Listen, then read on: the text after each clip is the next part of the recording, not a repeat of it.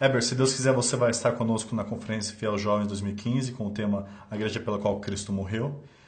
E hoje o termo igreja é visto por muitos com desconfiança, né? Hoje nós temos 4 milhões de pessoas que se classificam como desigrejados.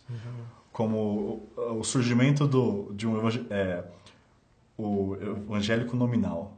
Aquele que só é evangélico de nome, mas não tem comunhão com nenhum corpo de crentes. E no outro extremo nós temos aquele que acham que a igreja é só 4 paredes. Sim. E você vai falar pra gente sobre o amor da igreja.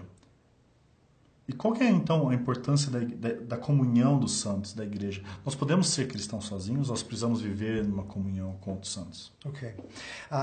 Eu gosto muito do tema da conferência, Vinícius, porque ela fala da igreja pela qual Cristo se entregou, pela qual Cristo morreu, que é o que é dito lá em Atos dos Apóstolos, capítulo 20, quando Paulo está falando com os líderes de Éfeso, os presbíteros de Éfeso. Ele fala de pastorear a igreja que Deus comprou com seu próprio sangue.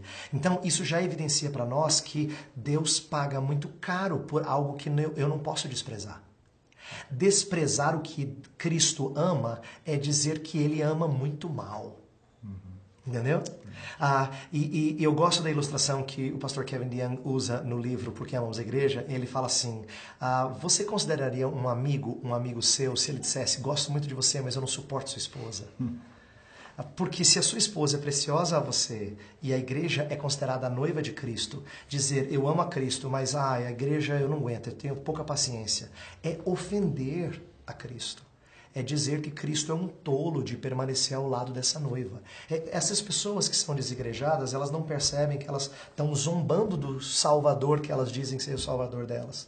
Quando dizem assim, olha, eu não fico mais na igreja. Igreja institucionalizada, ela não serve para mim. Na verdade, eu compreendo a crítica quando diz que igreja institucionalizada traz muitos problemas, traz muitos pecados, sem dúvida. Mas qualquer lugar que há ajuntamento de pessoas traz pecados. Por quê? Porque tem que ter alguma organização e toda e qualquer organização é manchada por pecado. Então, a comunhão dos santos é sim fundamental para o crescimento na igreja, para o crescimento de qualquer um.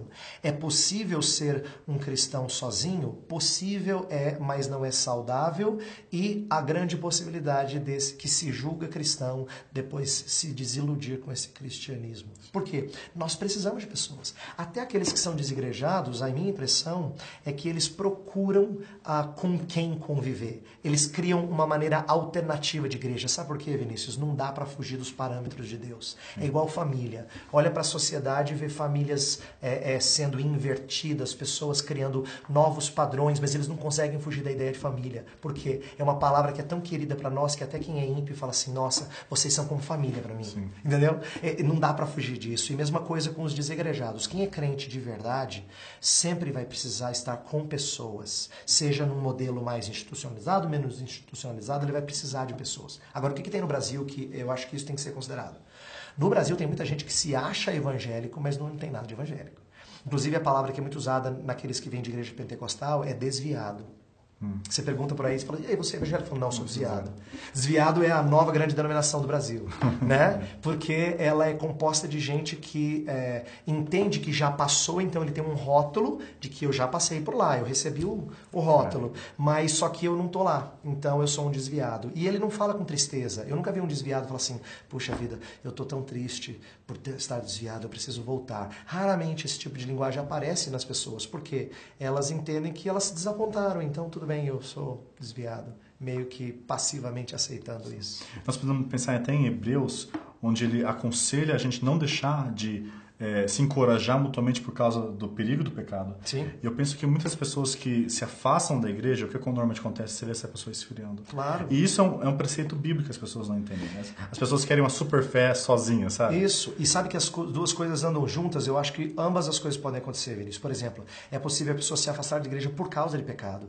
E quanto mais ela afasta da igreja, mais enfiada em pecado ela entra. Por exemplo, eu já, como pastor, visitei várias pessoas que de repente se afastaram da igreja e você percebe que, por uma razão ou por outra, há pecado que está atrapalhando o fato dessa pessoa não estar na igreja. Pecado porque ela se enxerga superior às outras, às vezes é soberba. Sim. Pecado porque ela quer esconder alguma coisa que na igreja pode ser revelada.